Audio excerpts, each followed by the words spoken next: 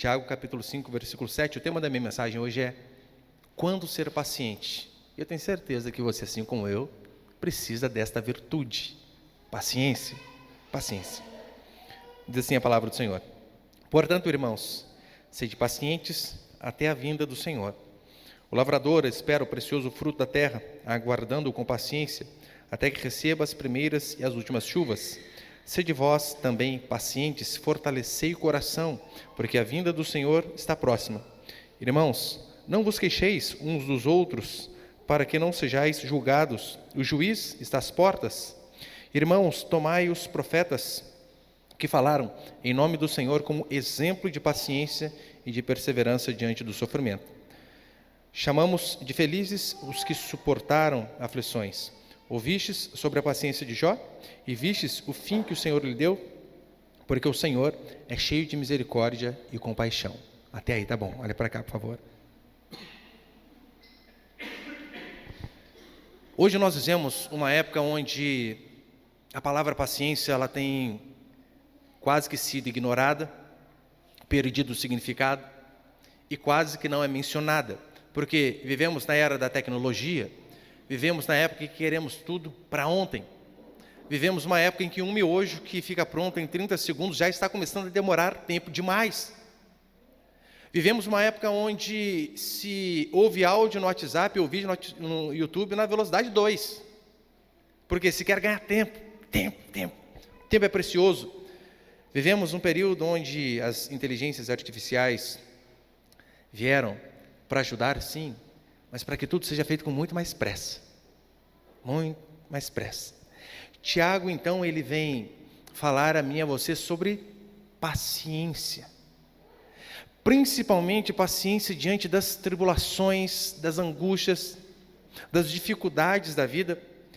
Nos versículos de 1 a 6 que eu preguei na semana passada, Tiago, ele tinha se dirigido aos ricos, com o objetivo de repreendê-los, porque alguns ricos estavam oprimindo os mais pobres. Ele disse que aquelas riquezas que foram adquiridas de forma desonesta, com trambique, ou retendo o salário do mais pobre, aquelas riquezas seriam testemunhas contra eles, diante do Senhor. Ou seja, seriam nada mais, nada menos que combustível para o fogo do inferno, se eles não se arrependessem de seus pecados. E disse, vocês precisam se arrepender. Agora, nos versículos de 7 a 11, ele vai dar instruções aos trabalhadores, aos cristãos, assim como todos nós aqui. Muitos que, por vezes, são oprimidos financeiramente e em muitas outras áreas da vida, porque também se aplica a opressão não só em relação à vida financeira, mas todas as outras áreas da vida. E convenhamos, não é difícil ver cristãos que sofrem uma opressão financeira, que são oprimidos por conta do quanto que ganham pouco, têm dificuldades no dia a dia, seja por conta de patrões que são perdulários, esbanjadores, que querem apenas para ele, e por conta disso não remuneram bem aqueles que trabalham, cristãos que vivem em subempregos, ou que são remunerados de forma inadequada pelo serviço que prestam. Isso traz peso, traz angústia. Eu não estou dizendo, todavia, que todo crente que passa dificuldade tem a ver com o patrão que é alguém ganancioso. Não, claro que não. Muitos dos cristãos que de fato passam alguma dificuldade financeira, pode ser por inúmeras questões, e a maioria é por culpa nossa. Má administração. Cristãos não adiantam reclamar de passar dificuldades financeiras, como o Tiago vai dizer, né? O rico está oprimindo. Sim, é verdade. Mas às vezes o problema não é a opressão que vem de cima. O problema é a preguiça. Quantos, mesmo sendo cristãos, não são extremamente preguiçosos? Acordam tarde, tira 2 horas de cochilo depois do almoço e reclama porque não prospera, não tem como. Provérbios, capítulo 23, vai dizer assim: um pouco para dormir, um pouco para tosquenejar, um pouco para encruzar os braços em repouso, assim sobrevirá a tua pobreza como um ladrão e a tua necessidade como um homem armado. Sabe aquele bendito soneca? 10 minutos, 10 minutos, 10 minutos, 10 minutos. É por isso que é quebrado. Por isso que você não consegue avançar, prosperar. Preguiça é uma das causas, mas não só isso. Cristãos que por vezes trabalham mal. prestam um péssimo serviço para a sociedade e para as pessoas, são extremamente moles. No serviço não conseguem ser submissos, não se esforçam para aprender as coisas inerentes ao trabalho, ou coisas novas, que vai abrir mais portas. Não sabem nada sobre educação financeira. E a Bíblia ensina muito, e nós vamos fazer, se Deus quiser mais adiante, uma série só sobre isso, né? Educação financeira segundo a Escritura. Portanto, não venha culpar o diabo se você é um preguiçoso e se você gasta mais do que você ganha. A culpa é sua. Não tem nada a ver com Satanás. A igreja, ao longo do tempo, ela tem tentado entender essa questão da opressão financeira. E é do conhecimento, acredito que da maioria, que dependendo do ramo teológico se resolve o problema financeiro de uma forma diferente. Por exemplo, os neopentecostais, para eles, tudo é o diabo, tudo é o devorador. Basta você fazer uma campanha de 7 dias, sem quebrar nenhuma, você ofertar um salário mínimo na fogueira santa, e aí então os seus problemas vão ser resolvidos. Mas para isso você precisa sacrificar o seu Isaac. Eles usam muito esta passagem. Sabemos que essas pessoas não passam de enganadores. Como diz a Escritura, mercadores da fé, estão vendendo o Evangelho. São lobos em pele de ovelha. Só que o que os reformados por vezes fazem? Eles vão para o outro extremo. Se temos esse extremo neopentecostal aqui, que para eles só pensam em dinheiro, tudo é dinheiro, que para você enriquecer você tem que primeiro dar tudo que você tem, até fazer empréstimo. Muitos reformados caem no outro extremo. Eles dizem assim: Deus é soberano e nós não podemos fazer nada contra aqueles que são ricos ou pobres. É Deus quem decide e acabou. Deus quem escolhe. O nosso tesouro é o tesouro celestial, ruas de ouro e de cristais. É assim que o cristão deve esperar. E é óbvio que em parte estão certos. Só que nós acreditamos que os extremos são perigosos. Acreditamos que há uma opção mais adequada. Conte-se uma vez, um homem chegou no céu, um cristão chegou no céu, e então o anjo começou a mostrar as dependências, onde ele ia morar e todas essas coisas. E então começou a mostrar para ele, olha, moto, carro, uma casa um pouco mais luxuosa, um salário um pouco maior. E aquele homem intrigado disse: anjo, eu acredito que eu não precisarei dessas coisas aqui no céu. Estou certo? Sim, não vai precisar de nada delas. E por que horas está me mostrando? Todas elas estavam aqui para Deus te abençoar. Você não orava, você não trabalhava direito, você prestava um péssimo serviço, ficaram aqui acumuladas, agora não tem função. É claro que é só uma ilustração, mas muitos cristãos não prosperam porque não se dedicam. Não somos amantes da riqueza, claro que não, isso é um absurdo. Falei na semana passada, aqueles que querem ficar ricos pecam, diz Paulo a Timóteo. Aqueles que desejam, têm a ambição de ficar rico, pecam. Todavia, devemos buscar ser pessoas prósperas, porque, ora, junto com a prosperidade, podemos abençoar outras pessoas. Podemos dar um conforto melhor para as nossas famílias. Isso faz parte? Claro que faz parte. E com base nesse texto aqui, eu quero passar alguns princípios. Põe-lhe o primeiro, por favor, meu irmão. A primeira coisa que nós vemos aqui é o cristão e o mundo. O mundo que eu digo, não no sentido de mundo, pecado, mas mundo no sentido geográfico, mundo este aqui ao qual nós vivemos. Na carta de Paulo aos Tessalonicenses, Paulo vai repreender aquelas pessoas que eram cristãos, de verdade. Mas ele vai repreender aquelas pessoas porque eles estavam tão esperançosos na iminência de Jesus voltar, que eles não queriam saber de trabalhar, não queriam saber de fazer nada. Para quê? Para que Jesus já está vindo? Para que nos desgastarmos? Vamos esperar. É assim que deve ser. E é claro, essa esperança que esses irmãos de Tessalônica tinham, nós também devemos ter. A volta de Jesus, ela está perto. Só que enquanto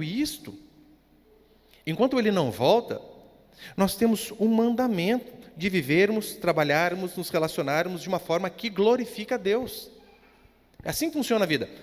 Quando eu preguei Apocalipse aqui, eu já expliquei isso. Os últimos dias, quando diz a Escritura ali, se referem ao período da vinda de Jesus até a sua volta. Ou seja, já passamos aí 2000 anos desses últimos dias. Não sabemos se ele vai vir hoje, amanhã ou depois, ou demorar mais 2000 anos, não sabemos. Enquanto isso fazemos o quê? Ora, Devemos viver uma vida que glorifica a Deus. Há uma grande reclamação dos críticos do cristianismo, que é a seguinte: eles vão dizer que as desgraças do mundo, deste mundo ao qual nós vivemos, tem muito a ver com os evangélicos. Daí você pergunta, pastor, mas por quê? Eles vão dizer que os cristãos, como para eles o que importa é só o reino dos céus, é só o que eles vão ter depois, eles deixaram este mundo caído aqui para o diabo, não querem saber de nada. E por conta disso, desgraças e mais desgraças. Daí cristãos não se envolvem com política, não se envolvem com educação, não se envolvem com economia. E é claro, dizer que cristãos não devem se envolver com essas coisas é errado. Claro que é. É uma mentalidade totalmente errada. Cristãos devem se envolver com essas coisas. Olha o que Jeremias vai dizer lá no exílio: busquem a paz da cidade, porque na paz da cidade vocês terão paz. Ou seja, estamos aqui, sim, escravizados. Difícil a nossa vida. Mas devemos buscar a paz na cidade, porque tendo paz na cidade nós teremos paz. Ou seja, aonde nós vivemos, aquilo que está ao nosso alcance, para que possamos ter uma vida melhor, nós devemos sim buscar. E a Bíblia, ela ensina sobre trabalho, sobre economia, sobre dinheiro, que é o que o Tiago está repreendendo aqui, tanto os ricos, mas os pobres também. Sobre política. Já ouviu aquele papinho? Religião e política não se discute. Por conta disso, as pessoas estão indo para o inferno, e o nosso país tem sido governado a cada dia mais por ratos. A cada dia mais corruptos tomam conta do poder. A Bíblia fala sobre José, governador, sobre Daniel, que também era uma espécie de governador. A Bíblia tem 2 livros de reis, tem Davi, tem livro de juízes, fala sobre a instituição de leis para todo lado. Isso significa que os políticos resolverão o nosso problema? Que políticos evangélicos de fato são a solução para o Brasil? Não, óbvio que não. Não são eles a solução para o Brasil. Claro, a solução sempre continua sendo o Senhor. O reino de Deus é o mais importante e Ele deve ser o nosso objetivo. Todavia, não se esqueça que mesmo vivendo aqui, você trabalha, você congrega, você tem amigos, você tem relacionamentos, estuda. Toda a nossa vida, ela deve ser pautada na justiça, na verdade, na transparência, na honestidade. O nosso caminhar aqui na terra deve ser permeado por essas qualidades. Devemos ser justos, honestos, verdadeiros, transparentes.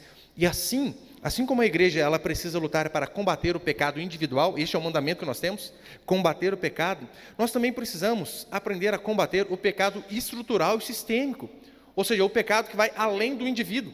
É claro, que o indivíduo continua pecando mesmo de forma estrutural, mas devemos combater, porque se cristãos não se importam com leis que são feitas pelo Congresso, não se importam com governos que se levantam como ditadores, querendo fazer as suas próprias regras, e a maioria contrária à Escritura, o que será de nós? Como nós teremos paz na cidade? Como diz Jeremias, não teremos. Eu não lembro se foi 2022, ou um pouco antes, o nosso Congresso, ele quis equiparar homofobia ao crime de racismo, não conseguiu, mas aí surge o Sacrosanto Supremo Tribunal, e reconhecendo a omissão do Congresso em tornar o crime de discriminação por identidade de gênero, intervém. Literalmente acontece isso. Eles veem a omissão do Congresso e resolvem intervir. Ou seja, é um poder já se metendo no outro, todo errado. Agora eu pergunto para você, pastor, mas isso aí não tem nada a ver com o cristianismo. Tudo a ver. Absolutamente tudo. Porque, de fato, o que seria a homofobia, que é o exemplo que eu dei aqui? Seria ódio, agressão e por aí vai. Só que hoje em dia, a insegurança que nós temos, jurídica, em nosso país, é tão grande, que se um juiz entender que um pastor está cometendo pecado, ou melhor, cometendo crime, ao dizer que homem com homem é pecado e mulher com mulher também, o pastor pode até ser preso. Se ele citar Romanos, capítulo 1, onde Paulo vai dizer de forma clara, que Deus, quando Ele quis punir a humanidade, abandonar a humanidade, sabe o que Deus fez? Deus os deixou viver em seus prazeres. E então diz, aí começou homem com homem e mulher com mulher. Ou seja, o grande aumento do homossexualismo não é conquista para essas pessoas. É um grande sinal de que Deus, de fato, as abandonou. Não está ligando para elas.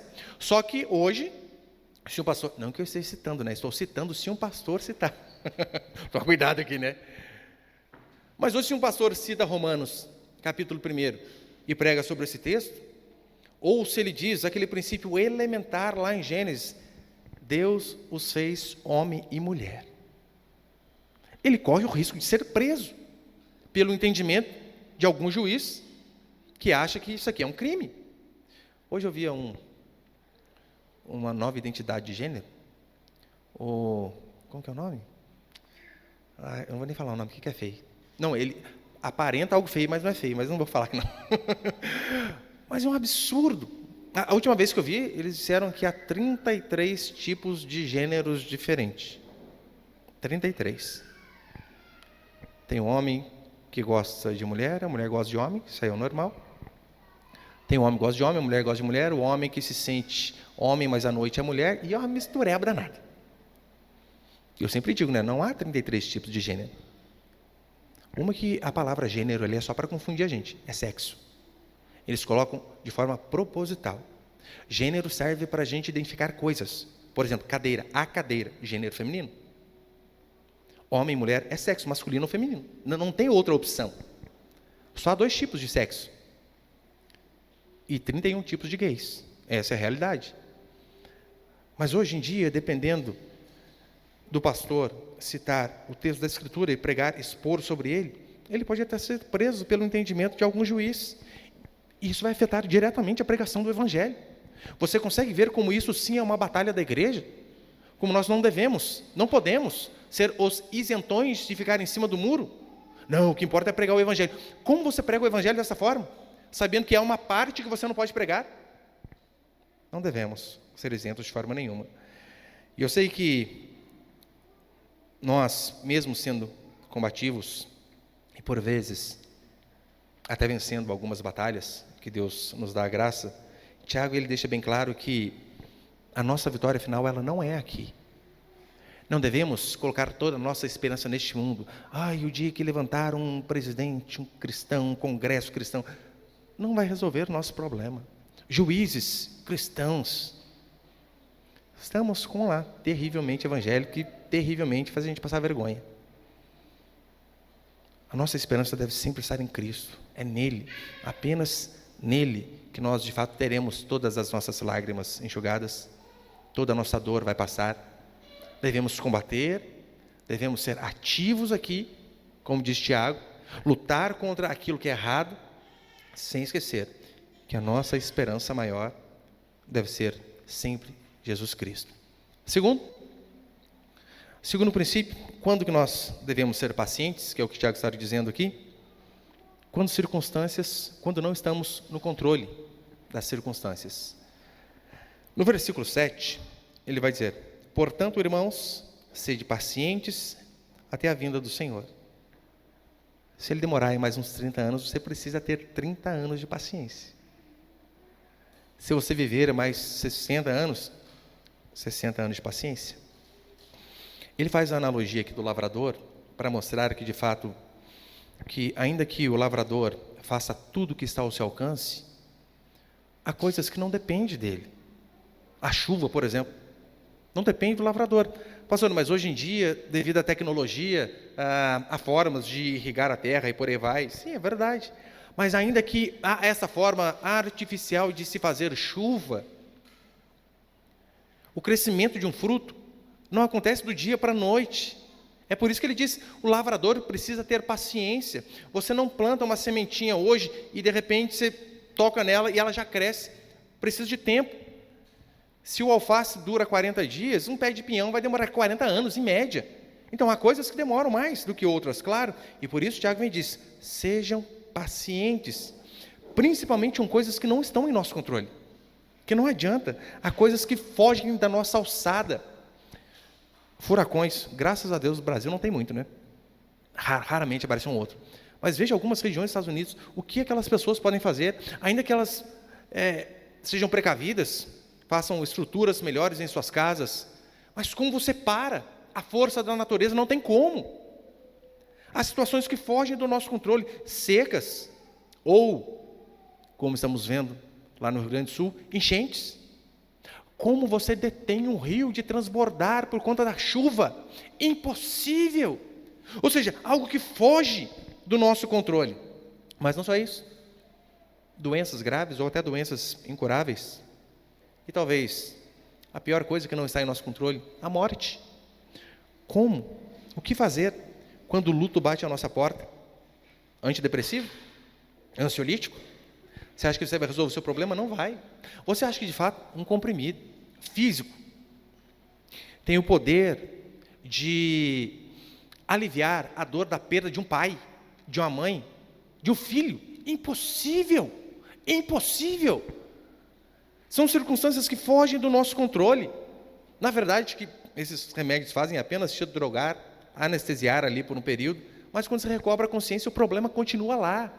Só que nós vivemos uma geração que não quer se fortalecer por meio do sofrimento, porque nós nos fortalecemos apenas com o sofrimento, é assim que crescemos.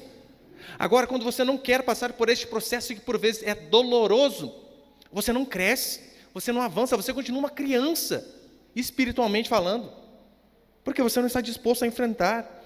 Antigamente, lembram que quando alguém tinha problema, o homem ia para o bar beber. Por que você bebe? Para esquecer os problemas. Na verdade, essas drogas de hoje, ansiolíticos, antidepressivos e por aí vai, apenas fazem isso, são a cachaça moderna. Elas querem deixar você num estágio onde você não fica triste, mas você também não fica feliz, você fica um pouco fora de si, pensando que isso vai resolver o problema, mas quando você volta à sanidade, recobra a consciência, o problema continua. Você precisa passar por este processo doloroso. Diante de circunstâncias que fogem do nosso controle, só há uma coisa a ser feita. E Tiago diz: sejam pacientes, esperem, assimilem a dor, suportem, paciência e fé no Senhor Jesus Cristo. Não há outra possibilidade. Eu lembro quando ligaram do hospital para que eu pudesse ir lá. Eu sabia, né? Minha mãe está nas últimas ali. E quando ligam do hospital para você dizendo, né, vem aqui, eu falo, o que é? Dá para falar? Não, pessoalmente. Você sabe, morreu, acabou. Eu lembro que eu saindo daqui da minha casa até chegar a São José, que tristeza. Que tristeza. E eu falando para minha esposa, se eu pudesse, eu dava um pause na minha vida agora e me colocava daqui a 3, 4 meses adiante.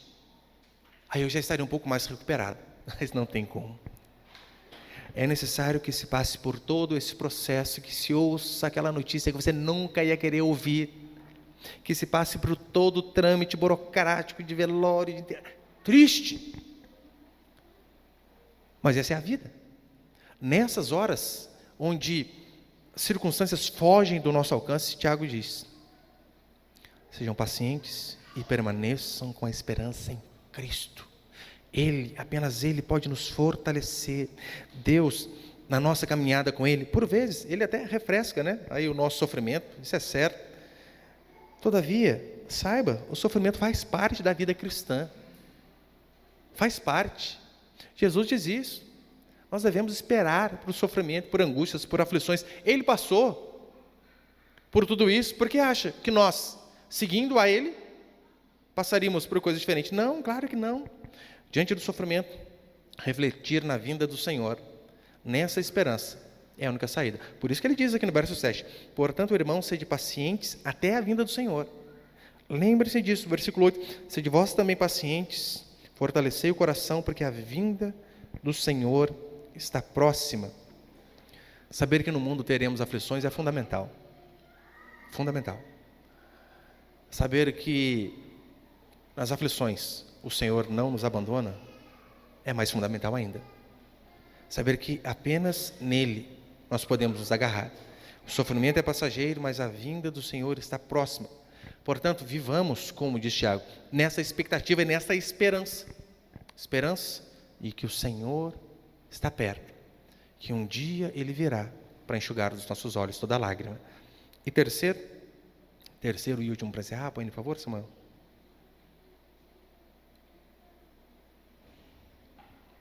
Terceiro princípio, quando lidamos com pessoas, nós também precisamos ser pacientes. Sim, lidar com pessoas é algo que você vai necessitar ter muita paciência. No versículo 9, ele vai dizer assim: irmãos, não vos queixeis uns dos outros, para que não sejais julgados. O juiz está às portas. Aqui, ele fala primariamente de pessoas que estão sendo oprimidas financeiramente, e você sabe, eu acho que talvez nós somos homens ainda mais. Se você está passando por algum tipo de dificuldade financeira e de fato não consegue prover aquilo mínimo que é necessário para o sustento da casa, isso nos tira a paz, nos traz angústia. Se a progressiva da sua esposa está atrasada, é angústia para você, para ela, e briga na certa. Pessoas que são oprimidas financeiramente, como o Tiago diz, tendem a reclamar da vida, tendem a ficar amarguradas. Pessoas amarguradas tendem a ficar falando mal dos outros. Sim. Primeira oportunidade. O fulano lá, você viu? Que vergonha, hein? Nossa, onde já se viu? Você viu o que ele falou? É assim, é assim. O conselho que o Tiago nos dá é: pare de falar mal dos outros. Pare, não fique fazendo isso. Irmãos, não vos queixeis uns dos outros, para que não sejais julgados. Esse é o conselho dele. Ele vai dizer que ao sermos perseguidos, ao sofrermos perseguições de pessoas, devemos ser pacientes. E ele vai dar como exemplo, sabe quem? Os profetas. No versículo 10 é isso que ele diz: irmãos, tomai os profetas que falaram em nome do Senhor como exemplo de paciência e perseverança diante do sofrimento. Lembra o que aconteceu com muitos deles? Eles foram perseguidos, não foram ouvidos. Não foram ouvidos. Alguns foram martirizados, mortos. Veja o exemplo de Jeremias, que foi jogado num poço de dejetos, para não falar uma palavra aqui, mas chula. Jogado num poço. Ninguém o ouviu. Jeremias pregou durante toda uma vida. Sabe quantas pessoas converteram ouvindo a pregação de Jeremias? 0. Ninguém. Por isso Tiago vem e diz: quando você estiver amargurado, angustiado, em vez de ficar falando mal dos outros, lembre-se dos profetas, que mesmo não sendo ouvidos, mesmo tendo passado por momentos difíceis, foram pacientes. Amós, Elias, Eliseu, Zacarias, que foi morto pelo povo de Israel. Veja o exemplo de João Batista. Jesus diz que dos nascidos de mulher, ninguém foi maior que João Batista. Isso é testemunho do próprio Cristo. Por que João Batista foi morto? João Batista foi morto porque um rei bêbado, um rei encheu a cara, viu uma adolescentezinha dançando, achou a coisa mais linda do mundo e disse para a mãe dela: pede o que quiser, até metade do meu reino. A mulher, extremamente rancorosa, porque sabia que João confrontava do seu pecado, tinha metade de um reino para pedir. Ela prefere calar a boca daquele que a acusa, daquele homem que estava acusando a ela. Ela diz: eu quero a cabeça de João Batista num prato. A menina vai, pede para o rei vai e manda decapitar a João. João, mesmo no cárcere, paciente, assim devemos ser. Decapitado por conta de um rei que bebeu e de uma dancinha de uma menina. A diferença é que esses homens de Deus, mesmo por vezes fazendo alguns questionamentos, todos eles permaneceram firmes na fé, firmes. Diante das tribulações e das dificuldades, eles não esmoreceram. E Tiago vem e diz que estes homens servem de modelo para mim e para você. Mas veja como é a geração atual de cristãos que nós temos hoje. Cristãos extremamente mimados, fracos, que ao ouvir uma repreensão, que quando não gostam de uma brincadeirinha que o outro fez, já ficam com a fé totalmente abalada. Onde já se viu? Oh! Não querem mais a igreja. Desistem. Pastor, não pode falar um A. Ó, fulano, você está tratando sua esposa errado, não pode. Não vem mais aqui.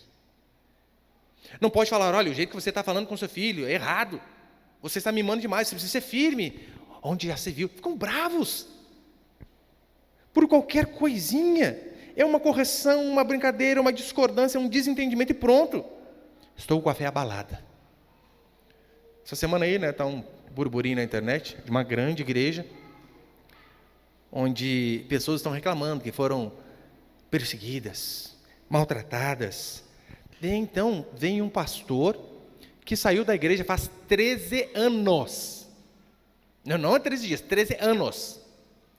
Depois de 13 anos, este pastor muito conhecido vem a público e diz: eu e minha esposa sofremos muitos abusos psicológicos naquela igreja e há cicatrizes que permanecem até hoje.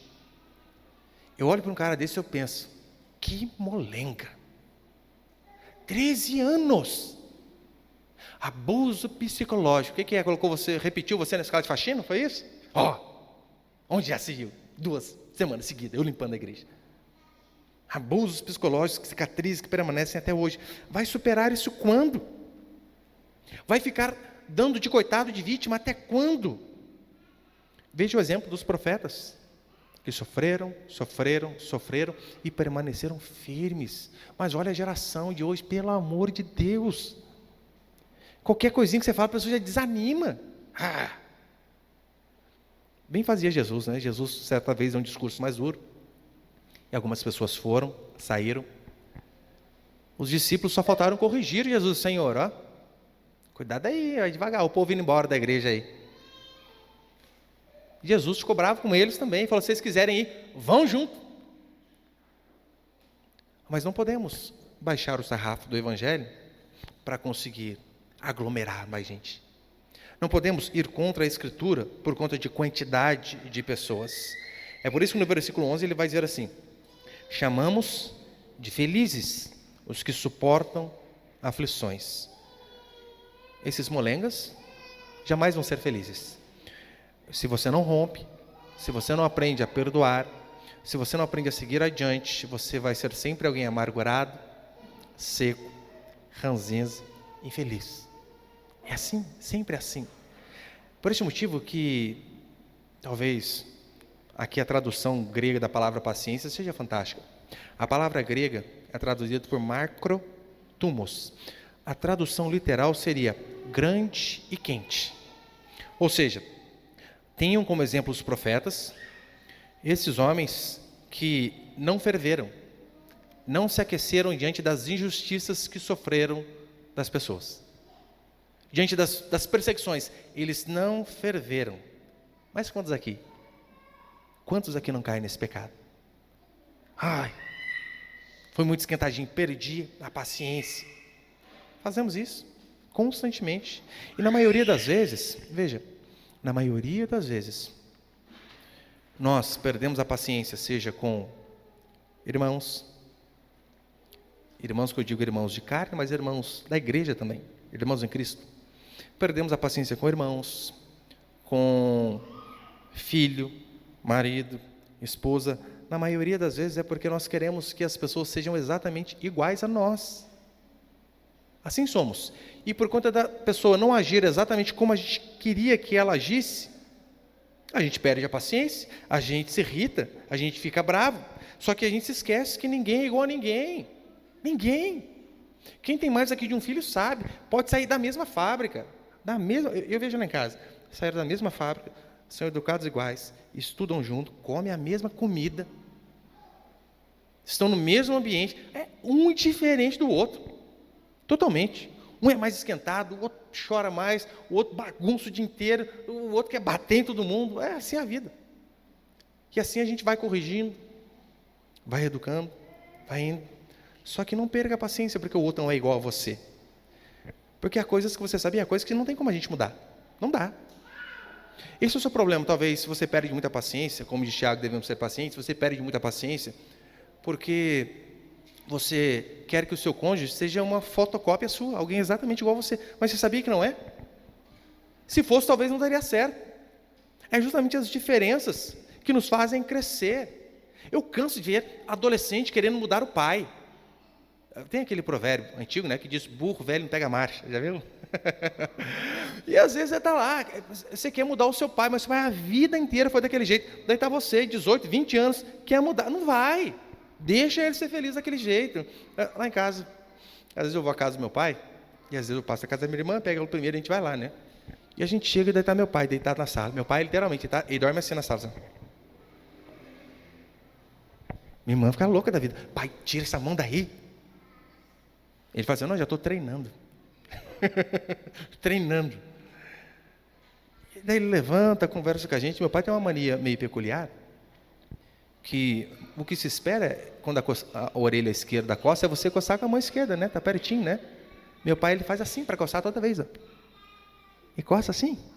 E vai coçar daqui e mete essa mão. Minha mãe, 42 anos casado com ele.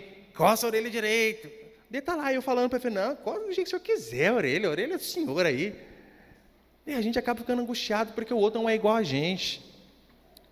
As brigas no casamento, a maioria delas funcionam.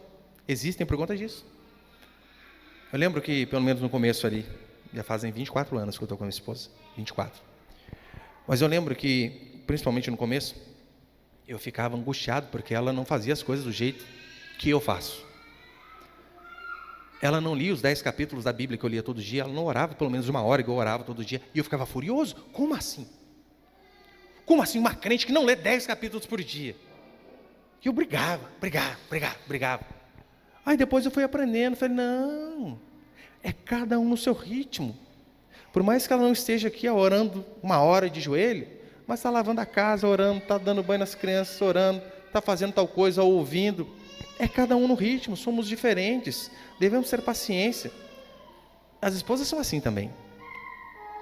Por vezes elas são impacientes porque elas querem que o marido sejam iguais a ela. Não são. Você já viu, né, irmã? Já estou encerrando. A mulher consegue fazer, na maioria das vezes, mais de uma coisa ao mesmo tempo. E faz bem feito. Ela está lá, ela põe o arroz no fogo, criança no colo, uma madeira aqui, mexe, outro negócio ali. Os homens, via de regra, ele põe água para esquentar, para fazer café, ele fica ali assim, ó. Quase fervendo. Ferveu. Ele não sabe que dá para ele fazer outras coisas enquanto a água ferve. Mas você precisa ter paciência, irmã. Às vezes seu marido é assim, você tem que ter paciência com ele. Não queira que ele seja igual a você. Às vezes você vai pedir para ele comprar as coisas no supermercado, ele vai trazer errado. Né? Às vezes você vai mandar 4 áudios para explicar para ele, traga 2 coisas apenas. Ele vai trazer as 2 coisas erradas. E ainda vai deixar o carro preso no estacionamento, vai ficar a semana inteira sem carro. Que vergonha, hein, gente? Ai, meu Deus do céu. Que luta, que tribulação que minha esposa está passando comigo. Mas não adianta, somos diferentes. Precisamos aprender a ter paciência. Os profetas, mesmo não conseguindo mudar as pessoas, são exemplos para nós, de pessoas que esperam, na verdade, a concretização de todas as coisas em Cristo.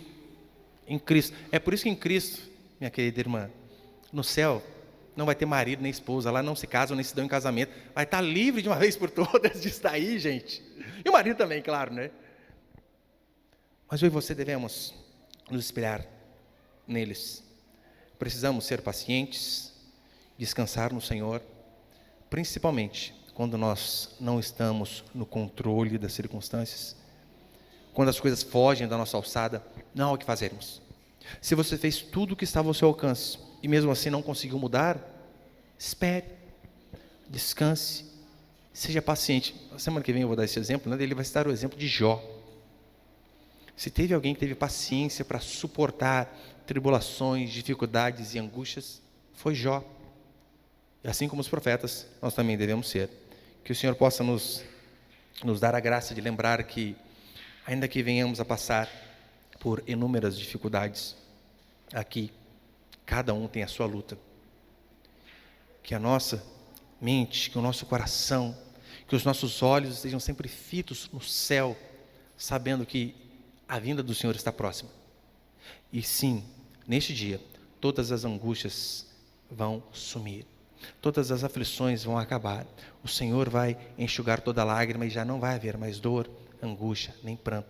Mas enquanto Ele não vem, eu e você devemos tomar esses homens como exemplos de paciência. porque o Senhor volta e volta em breve. Amém, meus queridos?